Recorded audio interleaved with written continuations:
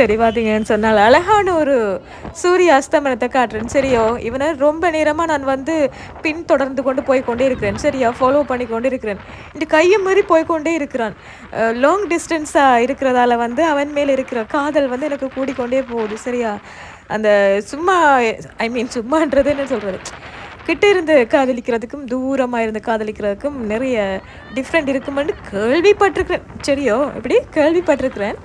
ஆனா, இந்த என்ன சொல்றது? தூரமா இருக்கிற ஒண்ணுல மேல தீராத காதல்ன்றது இதத்தான் சொல்லுவேன். நம்ம என்ன ஒரு மாதிரி ஆள துரத்தி பிடிச்சு, நான் மேல இருக்கிற சூரியன தான் சொல்றேனா, ஒரு மாரி துரத்தி கொண்டு வந்து வெள்ளைய கிட்ட பிடிச்சுட்டேன். பிடிக்கல.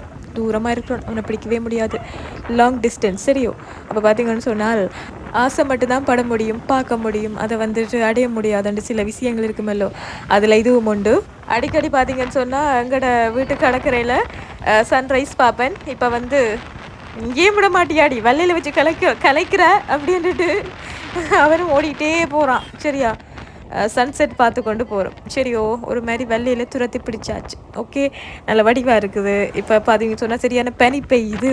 பனி பெய்யுற டைம்ல வெள்ளையால பயணம் செஞ்சு கொண்டிருக்கிறேன். சரியா? இந்த வெள்ளைவெளி பயணம், சூரிய அஸ்தமனம், இளையராஜாவோட பாட்டு அந்த மாதிரி இருக்கு கேட்கும்போது. சரியோ! என்னதான் 2K கிட்ஸா எத்தனை கிட்ஸா இருந்தாலும் பார்த்தீங்கன்னு சொன்னா, அந்த இளையராஜாவோட 80s, 90s சாங்ஸ் கேட்கும்போது, அது வேற மாதிரி ஒரு ஃபீல குடுக்கும். அது எல்லா அடுத்தடுத்து வர ஜென்ரேஷனுக்கும் வந்து அது அப்படியே போகும் போல தான் இருக்குது. அப்படியே நானும் இளையராஜாவோட இசையில அப்படியே வெள்ளைவெளி பயணம், இந்த வெள்ளைவெளியால இந்த பாட்டு கேட்டுக்கொண்டு இந்த இயற்கை காட்சிகள் எல்லாம் பார்த்துக்கொண்டு, கேட்டுக்கொண்டு, பாட்டும் கேட்டுக்கொண்டு போகும்போது, என்ன ஒரு ஹீரோயின் மாதிரி உணர்றேன் என்ன. என்னால மட்டும் தான் அப்படி இருக்க முடியுமோ? உன்ட வீடியோ, உன்ட ஃபோன், உன்ட கதை உருட்டு. 2024ல முடிஞ்சு இன்னும் 2025லயா? அப்படித்தான் நினைப்பீங்க. சி என்னை யாருமே உருட்டுன்னு இது வரைக்கும் சொன்னதில்லை. என்ன சொன்னதில்லை தானே? சரி என்ன பண்ணுறது? இப்படித்தான் கொஞ்சம் கதை கொஞ்சம் கணக்கவா இருக்கும். அது இருக்கட்டும். நீங்கள் வந்து இயற்கை காட்சியை ரசியுங்கோ. சரியா? எனக்கு மட்டும்தான் வெளியில போகும்போது, பாட்டு கேட்டுட்டு போகும்போது இன்னொரு ஹீரோயினாக வந்து உணர்றேன்னா, இல்லாட்டி நீங்களும் அப்படித்தானே?